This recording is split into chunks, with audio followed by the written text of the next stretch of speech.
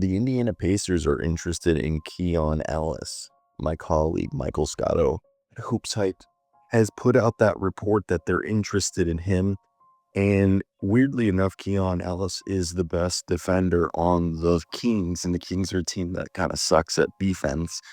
However, even though Doug Christie is a defensive coach, he has been playing him less and less.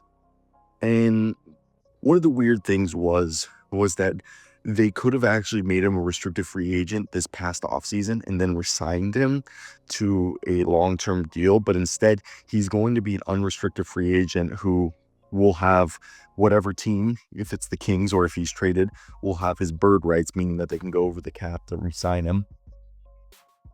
And that's where it brings interest, because a lot of teams, specifically the Indiana Pacers, are interested in Keon Ellis. Now, looking at the salary caps and the numbers, the way that this deal would have to happen is that it would have to be Ben Shepherd for Keon Ellis. So before we start doing today's video, unless like the Pacers just eat the salary, which would be kind of hard, it's possible it'd be kind of hard for them. It would have to be a Ben Shepherd for Keon Ellis deal. Would you do that if you're the Pacers? Let's get into today's video and break down what my colleague Michael Scotto said.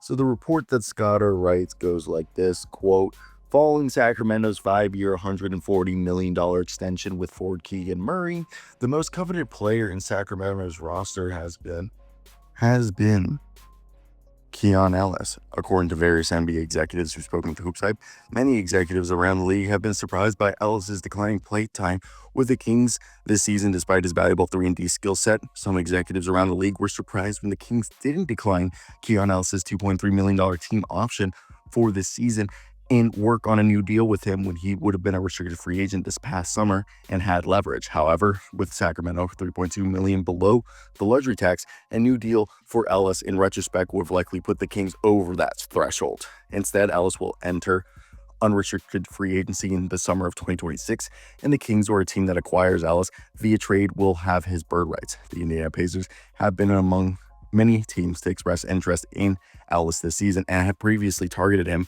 according to league sources told HoopsHype, end quote, Michael Scotto writes. So, with that being said, short and sweet video, I told you it would have to be a deal that would be centered around Ben Shepherd.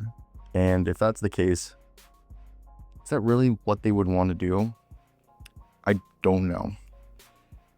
And to me, when I look at the current Indiana Pacers,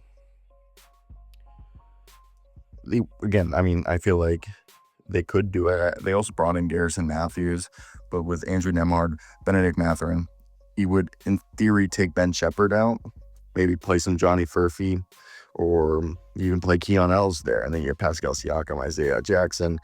And if you're the Pacers, if you're looking at their team stats for the season, they're a team that this year, they're the 7th worst defense, 2nd worst offense, so 2nd worst net rating. Anything could help. Let me know your thoughts down below. That's going to basically be it for me. Bye-bye.